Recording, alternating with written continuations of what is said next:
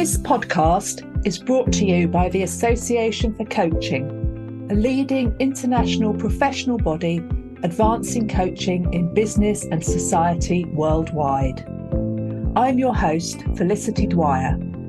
I'm a coach, facilitator, trainer, and author of Crafting Connection. In this series, I'm delighted to introduce you to coaches and educators who bring their expert and varied perspectives to the theme of working with the whole person in coaching. We'll explore psychological frameworks and practical approaches that can help you increase your impact as a coach.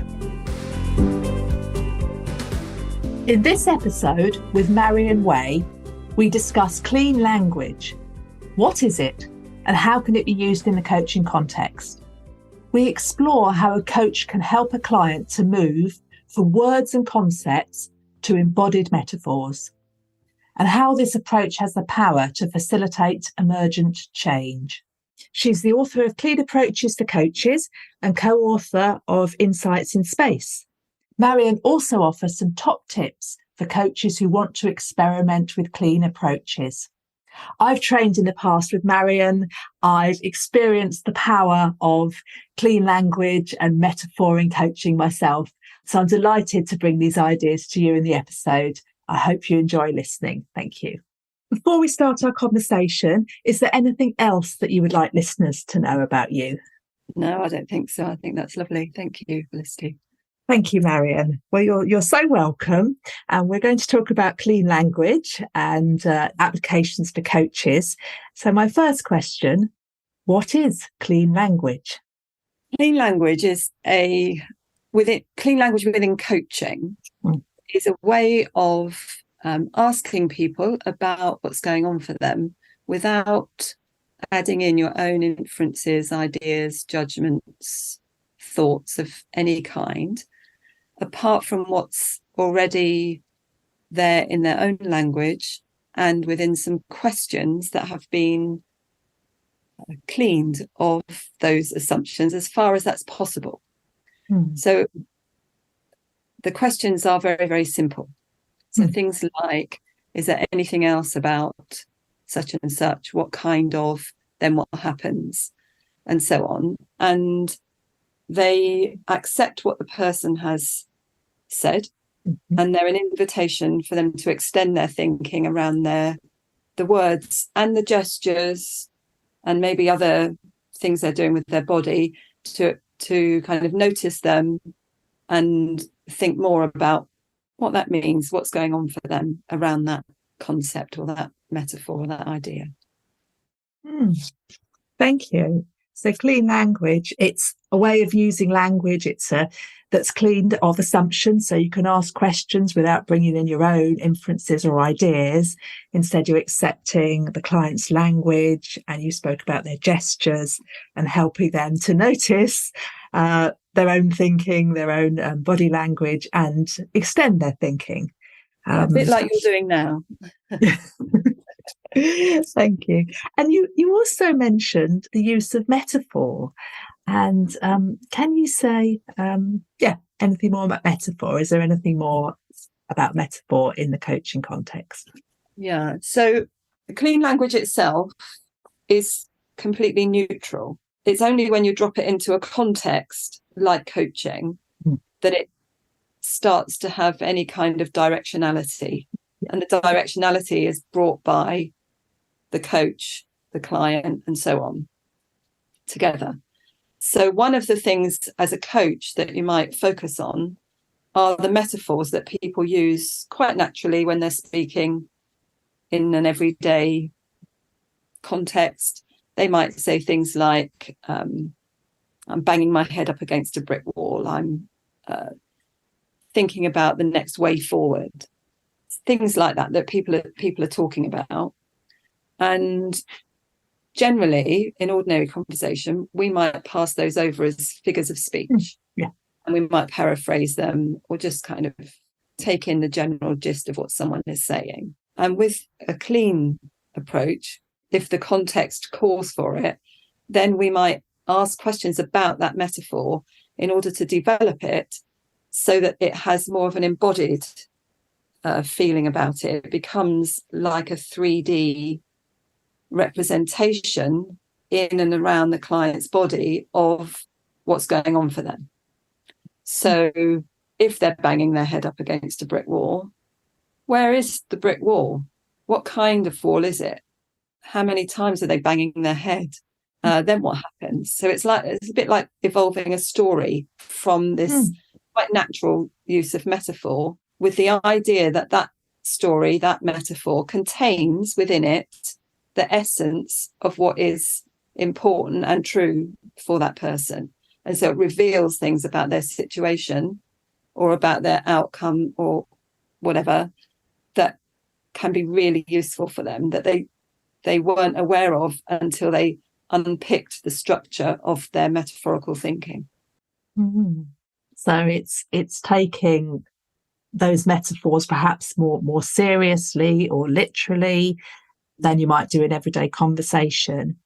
And Yes. You talked about developing them. What kind of developing is that developing? Well, again, a bit like you're doing. So I say the word developing, and you ask me what kind of, which is one of our clean questions about that developing, gets me to think further about what does developing mean. So in this context, developing means, first of all, taking very small amounts of language, like a single word or a single phrase, and helping them to have a location and some attributes and to be calling it something between you. So if you ask me, for example, whereabouts is developing, then I might say developing is between you and I. It's kind of in the middle. Something will emerge. And then you might say, what kind of something? And I say, a little scene. And now we would be developing my word developing. And now developing has become a little bit more metaphorical. It's like a little scene. And you might say, you might be thinking what's in the scene. And then you'd have to think, what's a clean way of asking me that? So you might say, what kind of scene? I go, in the scene that I'm making up right now, there are trees and there's a little house and there are people. But the scene that is created in a client work would be relevant to their issue, their topic, their outcome, whatever they bring. It would be relevant to that. This is just me making up a little scene for the sake of it. But their scene would have relevance and meaning in relation to their topic.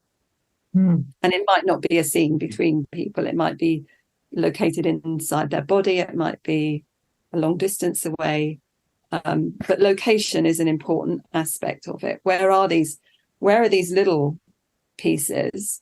And then if you do that repeatedly with lots of different words, you get different little aspects.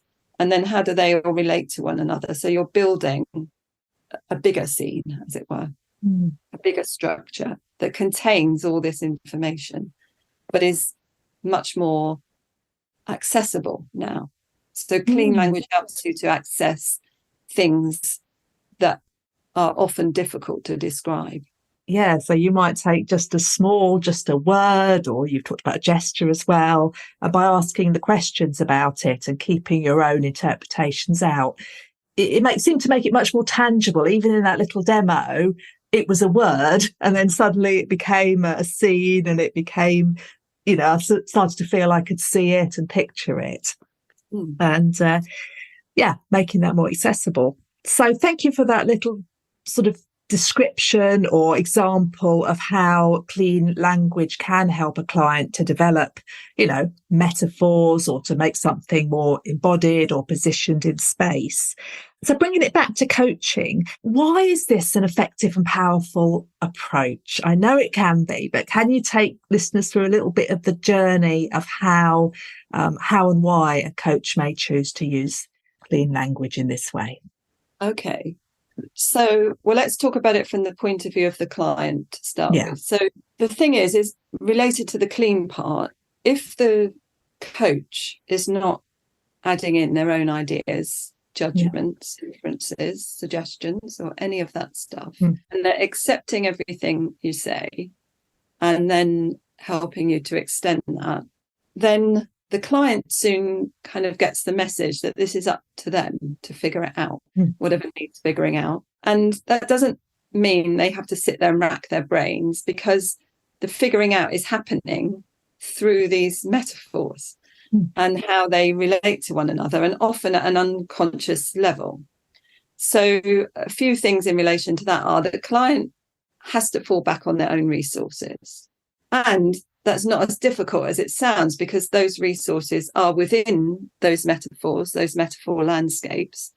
And quite often the things just resolve all on their own without either the coach or the client asking a specific question that's like people talk about killer questions. There's nothing like that. You just keep on making these models of how things work, and things then become either very obvious or something in the metaphor changes all on its own. So I have an example from my own work that I've done as a client, where I had a stick that was winding things up, in a fairly kind of nasty way, like, that's not very good, and winding things up and worrying about it. And this stick was in my hand, and I was doing this circular motion, and I noticed that in the session.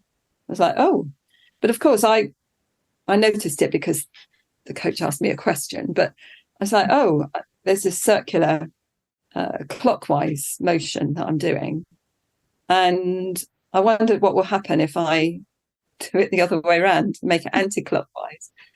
And it was like, oh, I don't have to wind this up. I could do behaviours that were the opposite. I could genuinely let things go, or I could speak to the person who was winding me up, or I could do something about it. And that insight just on its own actually revolutionized my life. That you don't have to sit there worrying about things and winding them up and making them bigger and getting overwhelmed. You can actually take action and do something, which may sound very simple now. It does sound simple now, but that was 20 years ago. And it was like, wow, who knew that information was available to me, or became available to me through a metaphor of winding things up. So those insights can just come, or they can build through a session. You can get a little insight here, a little one there. I think in a coaching context, it helps that we're working with clients' desired outcomes. We're working with clients' desired outcomes.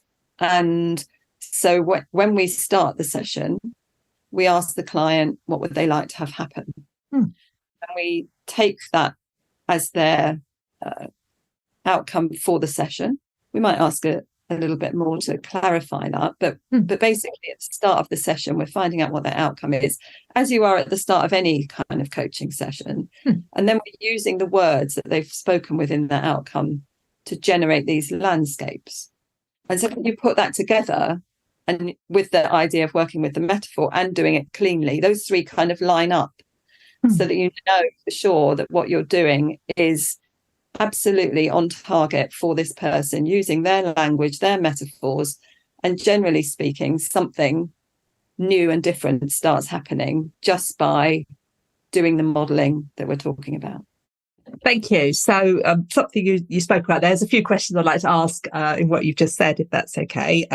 You talked about the outcome focus, which of course is common in coaching, and using the question, what would you like to have happen? And then you talked about the metaphors potentially emerging, and you've talked about landscape of metaphors, and you've talked about modelling. So can you talk a little bit about what's meant by metaphor, landscape, and modelling, those terms? Okay, so a metaphor is when someone is understanding, experiencing, expressing one thing in terms of something else.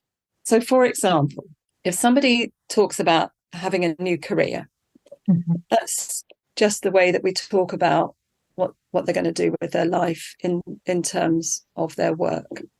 And that's quite a conceptual thing. But if they say, I'm looking for a new direction, already direction is a little bit more metaphorical than career. It's like, oh, there's a particular way that they're going to go. We can sort of think of it spatially. If they talk about a way forward, maybe even more metaphorical. And if they talk about going down a new path, it's like, now that path and that career, even though a thing called a path exists in real life, we're using that path to describe the career. And when you develop that idea, then I've worked with clients where it's really as though that path is on the carpet in between them and wherever it is in their mind's eye, in my room, that they're going, an actual path. They're still on the carpet, but they can walk along a path as though it were their real life journey path thing. So it's like that. You get some things like career, which are more conceptual. Then you can have something like a direction or a way forward, which gives the direction. And then a path has got thingness about it. So it's more embodied. And that's what we're aiming for in this work, to have metaphors like path. But people might start with career, and we'll ask them questions, and then they'll have a path in a minute. And find out what kind of path, and what's along the sides of the path, and what's at the end of the path. And we'll build that up into one of these scenes that I was talking about earlier. And the scene is a metaphorical landscape with... Yeah, the scene is a metaphorical landscape. And that can be built either by taking the path and finding out, like I just said, what's around it, or there might be another word that they've used in their earlier outcome sentence that we would then pick up on, and it might turn into a jam jar. And you go, oh, so now we've got a path and a jam jar. How are they related? And so they together become something bigger than we had before. I'm just making up the jam jar. Yeah. Yeah. But you're taking ideas that are quite conceptual and looking for, by using the clean questions, so you're not bringing in your own assumptions, but helping the client potentially to build something that's more tangible and spatial that they can then explore. Yes. Which might be inside. I'm talking about paths, but it could be that we start with the word confidence and we say, whereabouts is confidence? And they say, oh, it's in my chest. Does it have a size or a shape? Yes, it's like a pole, a steel pole going down through the middle of my body. Anything else about that pole? Yes, it's about 4 inches across and it's holding me upright. So things like that. It's like, and as I said that to you, I don't know if you notice, I kind of sit up straighter because I've now got my pole inside my body. So it's not just about words, it's about embodying those things as though they are real. Absolutely. So it's more embodied, more tangible. It's getting away from just words and concepts. And you talked, the other word I just wanted to ask you about was the modelling as well. So can you talk about modelling in this context? It's the same as what I'm describing. So if I start with the idea about modelling in general, so we're always modelling, all of us, all of the time. It's how we learn. We go, this is how you create a Word document, or this is how you make a cup of tea. This is how, when you're a toddler, you learn how to walk. So we're modelling all the time. We're watching other people. We're putting one foot in front of the other and seeing what happens. And gradually we're building an unconscious model of how the world works. So we've all got these models of how the world works, and they're all different. As we go through our lives, we build up models based on what other people have said to us, based on our own experience. So we've got all these mental models of how things work. So what we're doing with clean language and using the metaphors is uncovering the models that the client already has, or helping them to build models for how they'd like to be. So what is your model for how this new outcome that you have would be? How does that work? So the big question in modelling is, how does that work? And what we're really doing is helping the client to build these models. And in order to do that, as the coach, we need to build an approximate model in our own mind of how the client's model works, so that we can ask them questions that make sense to them from within their model. We're not saying, oh, your model's a bit wonky, I've got a better one. We're going, oh, let's see how this model that you've got works.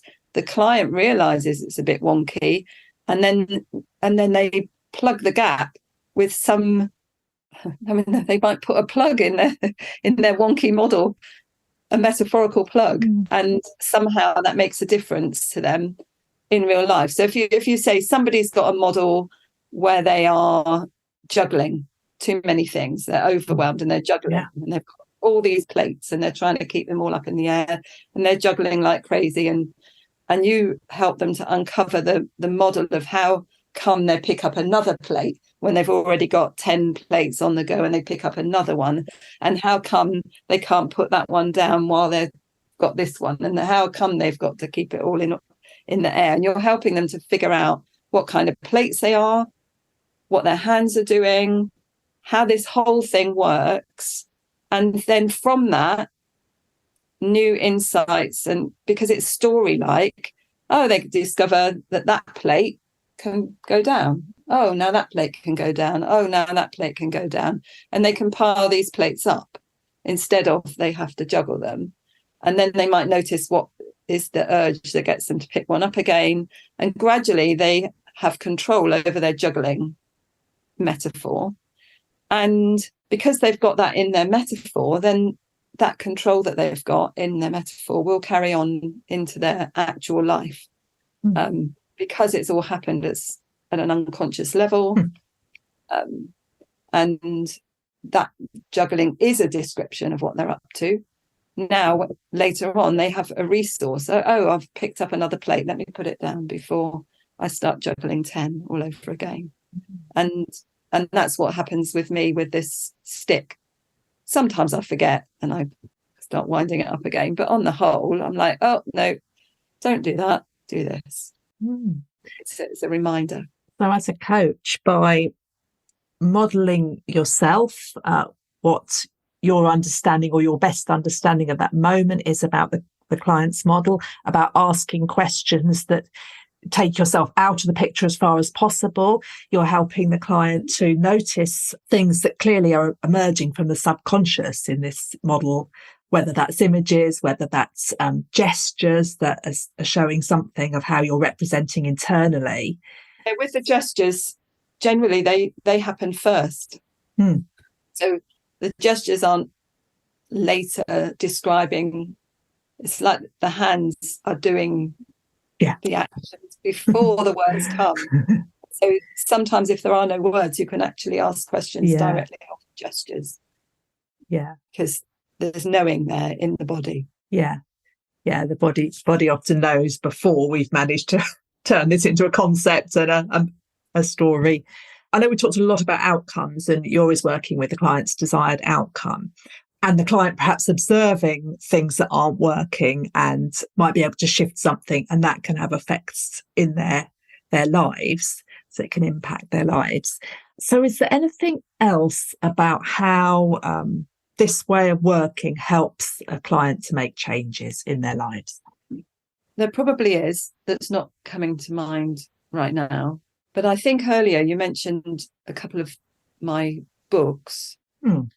So the Clean Approaches for Coaches one that you mentioned is really what I'm talking about. This whole method is symbolic modelling, which is about working with metaphors and outcomes and clean language. And there are other ways of creating the conditions for change to happen. And one of which is included in the other book you mentioned, which is Insights in Space, which is all about a process called Clean Space.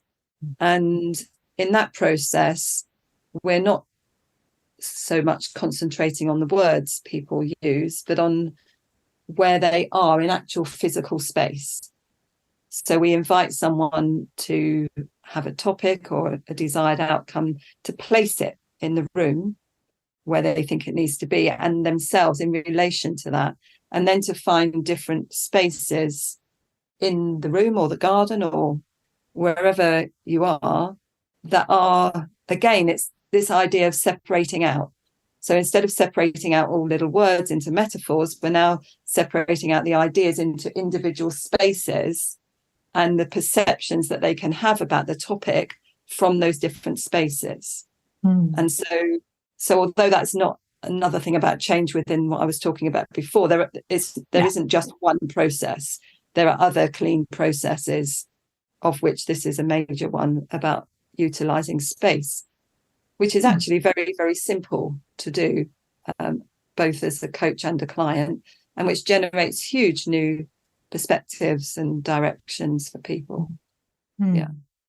So clean language as a toolkit can facilitate a number of processes. So the symbolic modelling we've talked about, which is the use of metaphor and building a model and potentially changing the model. And clean space, which is using clean questions to invite a client to look at things from, literally from different perspectives, by moving around. Or even turn around in a space. And the questions then are different questions, like, what do you know here? Is there anything else you know here? What do you know about that from here? And things like that, which builds up a kind of network of information. And in fact, both are built on a similar premise of separating out, building up information. In the first symbolic modelling, you're building up this metaphor landscape. In clean space, you're building up what we call a network of information, until such time as something new starts to happen.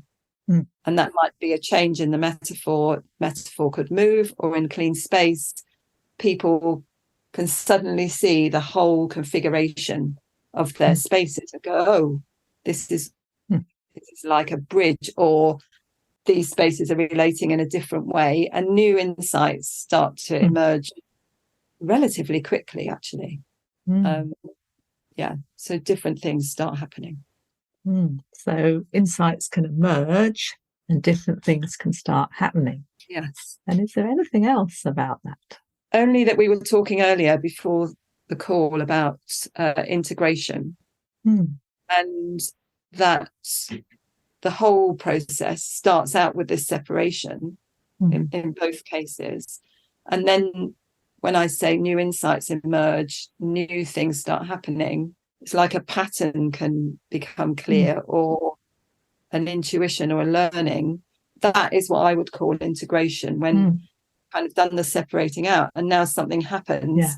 It means that all of that information is reconfigured in a different way, either conceptually or within the client's mind-body system, such that afterwards they behave in a different way. They do different things. So for me, the integration is when that happens, which is not foretellable. It just occurs. And as a coach, what do you look out for that would tell you this integration is happening, or that you might be looking to ask questions about that aspect? Yeah, there are lots of signs. What a typical one within a symbolic modelling kind of regular type of coaching, clean coaching session would be things slow down.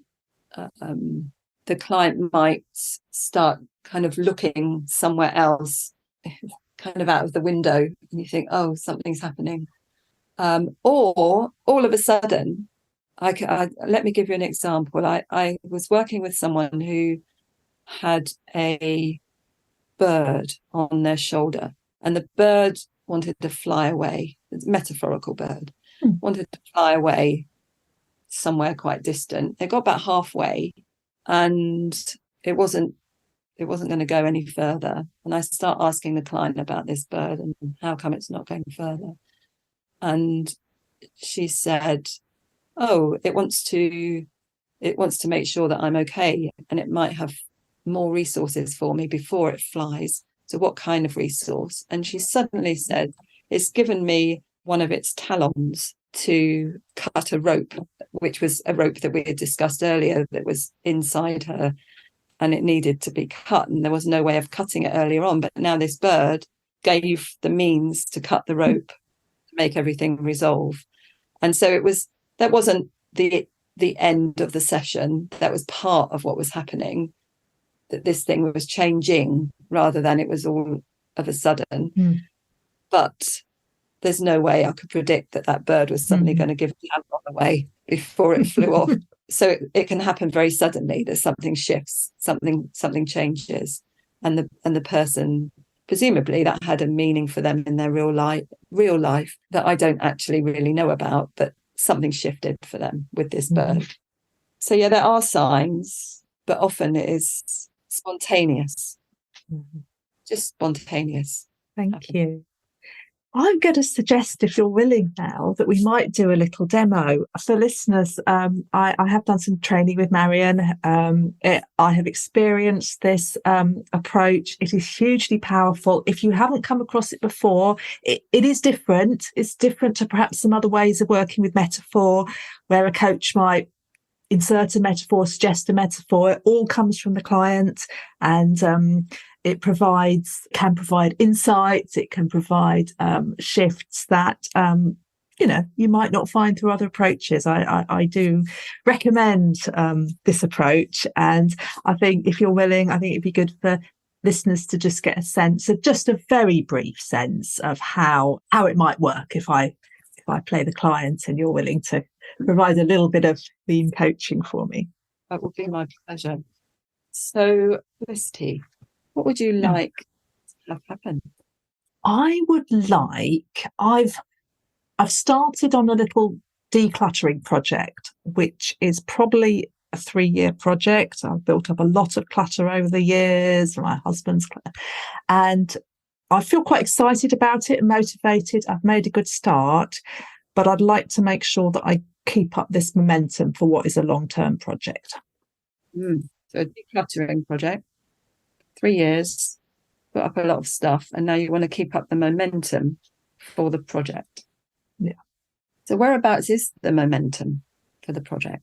Well, I think the momentum needs to come from within, and it needs to include some kind of reward every time I do a small area. So sometimes the prompt for doing it comes from noticing something that needs doing, but the momentum for doing it has to come from within.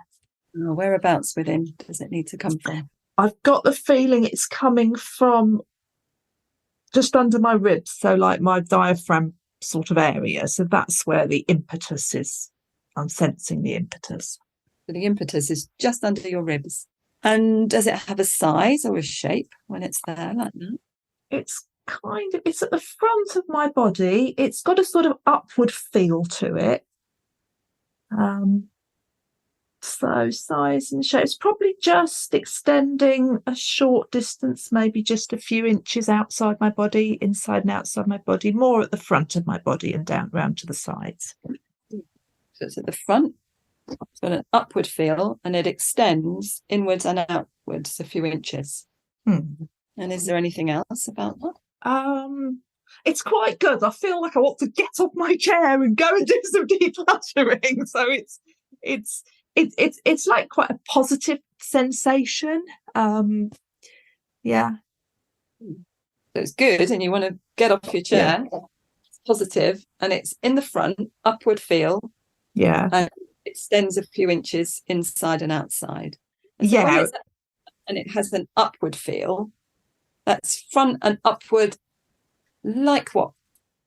It's like a fountain. It's almost like, it's that feeling of a fountain. It's coming up.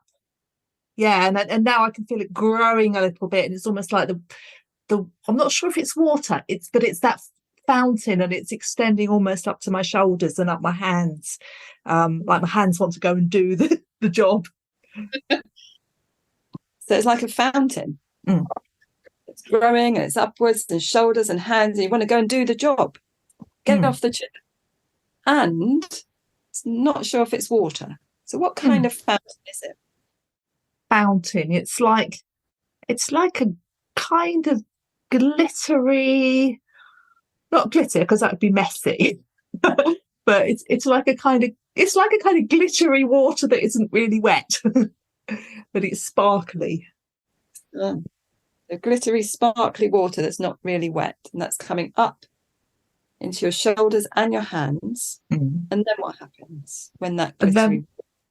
And then what happens is I want to get up, which I won't do right now, well, not too much because I haven't got my I've got my headphones on. But yeah, I do feel it feels like momentum to get up and go do. So I feel the next thing is what happens is I want to get up and work. You want to get up and work. What happens just before fountain? What happens just before fountain is just connecting in with that feeling, that smaller feeling under my ribs. And so that happens, and connecting, and when I bring my awareness to that, that's when the fountain grows. It's connecting in with the smaller feeling under your ribs. And that smaller feeling, does that have a size or a shape? That's like a little ripply. I'm sort of thinking, in a pond or the sea, if you've got, it's not quite seaweed, but it's like you've got these little ripples of underwater seaweed that's not seaweed, but it's that kind of feeling. They're moving in the water, so there is a sense of they're moving, but they're still fixed at that point.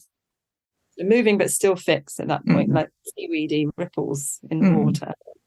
And it's about connecting in with that. What kind of connecting is that connecting when you're connecting in with that ripply feeling? I'm kind of just thinking, I feel my hands are here, and it's like I want to do this. I want to connect in. It's just that kind of like there's a connection between my hands and my solar plexus or my diaphragm. It's like they're connected. Those two parts of the body are connected. Hands are connected, and you want to connect. And so when there's a 3-year project, and this needs to come from within, this momentum, and you want to connect in with your hands, and there's the ripply feeling and the fountain, and then get up and do it. So when it's 3 years, is there anything else about it being 3 years when there's all of that? It fits in with a sort of bigger 3-year parts of my working life. So the 3-year time frame connects with some other things that are going on in my life. So there's a connection between those. It's the sense that 3 years is long enough for it actually to be a fun project bit by bit, rather than feeling overwhelming, because there is a lot to do. And if I think about how much there is to do, it can be overwhelming. If I'm thinking about lots of small wins in the 3 years, the thought of being at that 3-year point and a lot of it is behind me is quite a nice thought. So it's about bit by bit and small wins, rather than thinking about how much there is to do and being overwhelmed. So when it is bit by bit, and you've done a bit, and there is a bit behind you, what needs to happen for you to connect in with that ripply feeling, bit by bit by bit by bit by bit, over 3 years? I think something that needs to happen is just to remember this conversation and this feeling, and sort of reconnect with it and see what it is. And that connection, that was really interesting to me, the connection between this feeling in my solar plexus and the feeling in my hands. That was a really interesting connection, sort of remember that.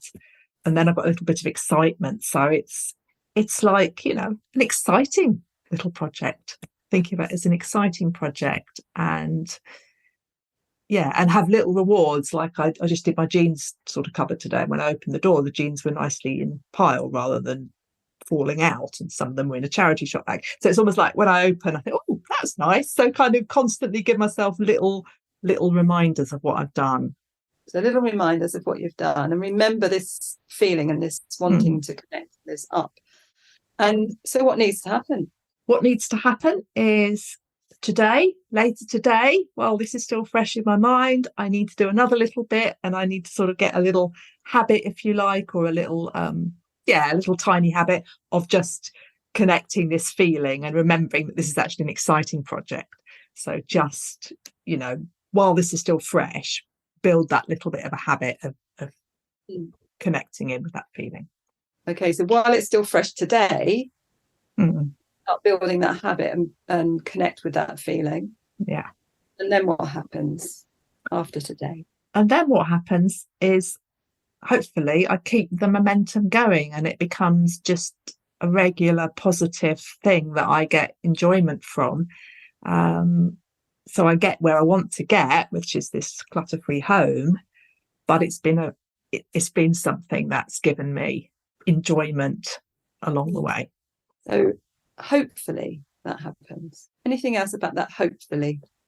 Oh, I feel I have to wait and see, but it feels good.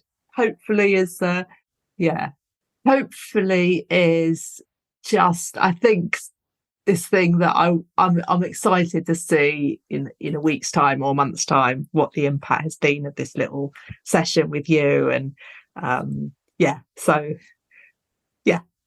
I'm hopeful, but the evidence will be in the next week or month if it's still happening. Okay, so while it's still fresh, after this call, take some time to get to know that feeling, that ripply feeling and the fountain more. And then today you're going to connect in with that again and do a bit more and hopefully build a habit. Thank you. Okay, so we're sort of stepping out of that little mode, and so thank you if you've stayed with us for that demo, and thank you, Marian, for that lovely session. I feel really good now. I just would love to just hear your thoughts and reflections on what you were doing there, and so that if anyone was listening, Okay, so I mean, I think I was doing what I was describing earlier. It's much easier to do it than to describe it, I have to tell you. So I'm listening to your words. I actually wrote down the initial words you said about decluttering being a 3-year project and that you need to keep up the momentum. So one thing I'm doing is choosing which part of that to go for first. And to my mind, the decluttering is a long-term thing, 3 years. The fact that it's built up is a bit of a problem, presumably. And keep up the momentum is the piece I would describe as your ongoing outcome over those 3 years. I chose keep up the momentum I chose the word momentum to get going. And I also thought it's probably fairly easy to locate. I've worked with you before, so we're probably going to get a location early on and generate some metaphors. And hopefully, if you were listening, the listeners could tell that actually just that little bit on its own was doing a lot. It's getting you into your body, noticing where things are, noticing the process of that momentum, how it works. And so there was a bit of time, what I would call developing the fountain and the ripply. Not a huge amount of time because we're trying to keep it relatively short. So it's a little bit. And then it's like, then what I'm doing is I'm thinking, okay, this is not just about you having this once. It's a thing that's got to happen over 3 years and that you've got to keep going with it. So I need to take your attention back because you were all, oh, this is great. But let's think, how are you going to, my thinking is, okay, if that's going to work, you've got to get that feeling again and again and again and again and again over 3 years. So I then brought back the idea about the 3-year project.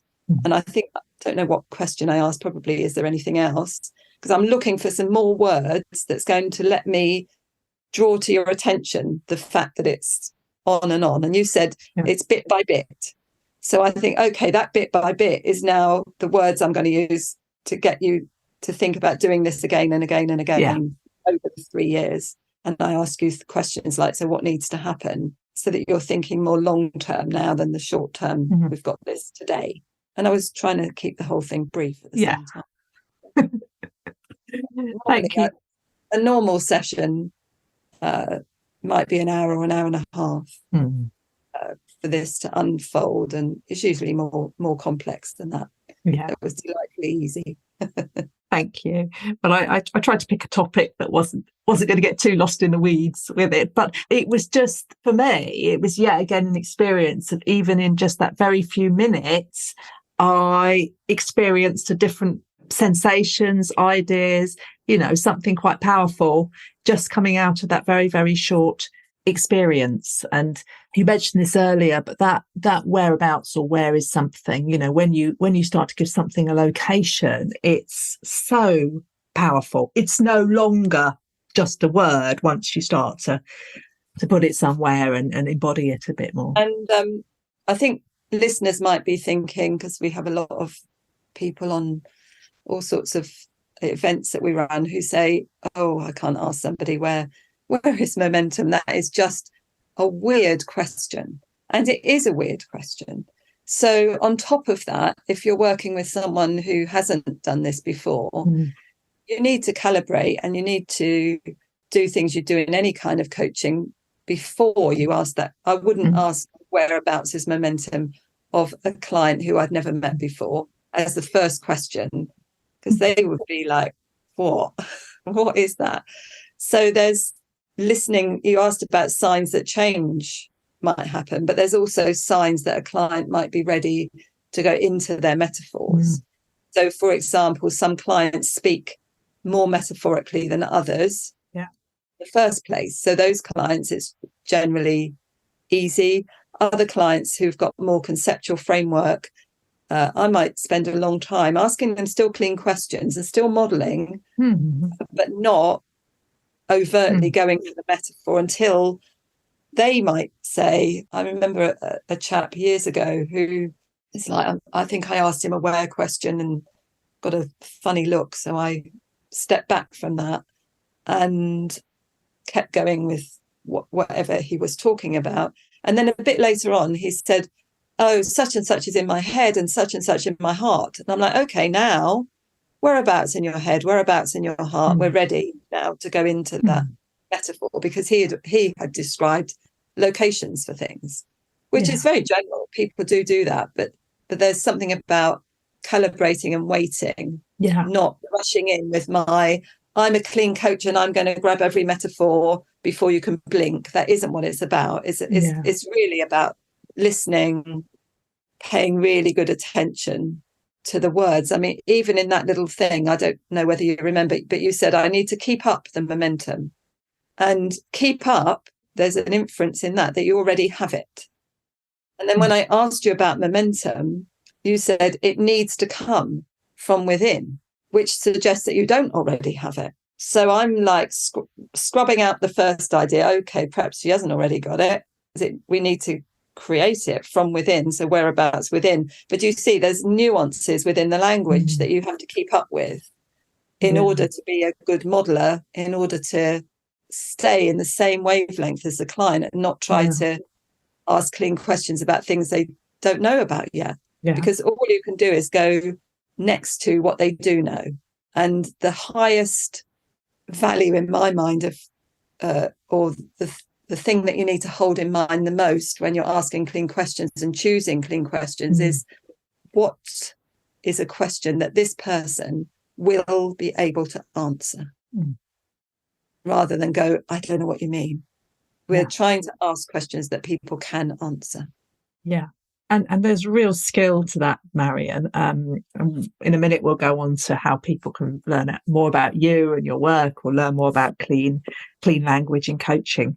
And I think, what you said, I use clean language and symbolic modeling in my coaching, but certainly only now and again if it feels like appropriate. And I would always recontract at that time and say, something to introduce it, not just drop it out of nowhere. I mean, unless it's the client's already come up with a clear metaphor and I just might ask one or two simple questions. And I think for individuals listening who are quite intrigued but are not yet trained in the use of this, is there a way that people could perhaps bring just some of this into their coaching, clean questions or use of metaphor, without going above and beyond either their contract with their client or their level of skill? think there are lots of little easy things that you can do. So I think the question that is easy to ask, doesn't involve anything weird, would be what kind of. I think if you just took that question, and instead of imagining that you know what kind of thing it is, they say something, they say, oh, I need to make an email response to my boss. Instead of going, oh yeah, I know what that is, and carrying on, you go, oh, what kind of response is that? And you just question it. That would be a good way of starting with clean. A good way of starting with metaphor, even before you're with a client, would be just to turn on the radio or listen to a podcast or watch the television or read a book or a newspaper and just start noticing them. They are everywhere.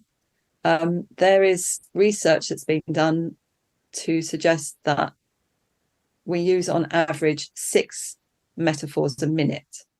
Now, they won't always be as overt as a path that we were talking about earlier. They might be more like going in a new direction, and you might not think of direction as metaphorical, but all told, about 6 per minute on average. So it's not a difficult job to take something you're listening to or watching or reading and start going, oh, there's one. Oh, there's one. Oh, there's one. Also, perhaps noticing the gestures that people do. And then if you're coaching and you've got your what kind of question and somebody says, oh, I need a new path, you go, all you do is go, what kind of path? And then you've done a little bit of clean. You're not doing clean coaching, but you've asked a clean question of a metaphor, and it's a tiny step forward. The other question that's very general would be, is there anything else? Is there anything else about that path? And then when you feel brave, you go, whereabouts is the path? What kind of path is it? And then you're off. Yeah. Thank you for that, Marian. That was really helpful. So it's partly just about noticing metaphors in any context, and asking some simple questions about the metaphor, what kind of path, or I just liked that example you gave of, what kind of response, because it's a way of just bringing our curiosity into it, noticing if we're making an assumption, and just stepping back a bit, and then perhaps noticing, that's interesting, I had this model of a response and they've said this. So you can start doing just that simple little bit of updating your model of what the client means. Absolutely. And be prepared to be surprised, because whatever you've made up is generally not it. We do a little training exercise at the beginning of most trainings where we ask people to see a bridge or an elephant or a tree, and in a whole room of 20 people, there are no 2 elephants the same. No. Even with a word like, we say see an elephant, and you get cartoon elephants. You get 3 people with cartoon elephants, you ask them another clean question and they've got 3 different cartoons, because people are generating their own images and their own ideas from that one word, and it's never what you think. Yeah, that's so true. And even outside the coaching context, I find it's a powerful question when I'm speaking with my daughter and she's explaining something and I use what kind of, and so it's a beautiful question. So thank you. Okay, so I would love you to share, if you're willing, where people can find out a bit more. As I said before, I really do recommend doing some training in clean language. I think it's interesting, it's fun, it's whether or not you use it extensively in your coaching, it helps you ask better questions, it helps you observe, you learn a lot about yourself. So, I've certainly benefited from it. So, yeah, how can people find out more about you and your work? Okay, so I've got 2 things to suggest. One is our website, which is cleanlearning.co.uk. And there's a huge range of offerings, from a 1-hour taste up to a complete ICF accredited training in clean coaching, and various things in between. Most events are online, and then we have special events usually in the summer where people can come and do something more in person. And then we also have a site which is called Clean Campus. The address is cleancampus.circle.so, And this is a community website with discussions about all aspects of clean. When we run our trainings, we give people private groups within there and we discuss things in there. But there are lots of public groups, and there are lots of free practice events on Tuesdays and Saturdays.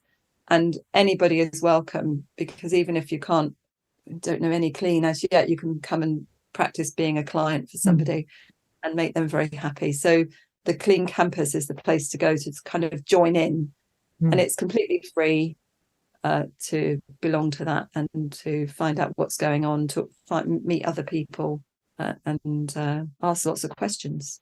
Yeah, and something that actually is like I like about clean is there is quite a community around clean as well. That's lovely. Yeah, very, very lovely people come to our clean events. I thoroughly recommend checking out those. And of course, all the details will be in the podcast show notes as well. So thank you so much for coming on this podcast, Marian. It's always a pleasure to speak to you. I always learn something more about this wonderful approach to coaching every time we talk. And I also thank you very much for a demo. And I hope that if you're listening to the end, you've enjoyed this conversation as much as I have. Thank you for listening to another podcast by the Association for Coaching. For over 20 years, our purpose has been to inspire and champion coaching excellence, advance the coaching profession, and make a sustainable difference to individuals, organisations and society. To find out more about the AC and our member benefits, follow us on LinkedIn or visit our webpage at associationforcoaching.com. Explore our new digital learning hub and enjoy our extensive library of on-demand webinars, signature programs, member benefits, interviews, podcasts, and a portfolio of live events featuring thought leadership, tools, models, and the latest industry trends to help you develop and increase your coaching expertise.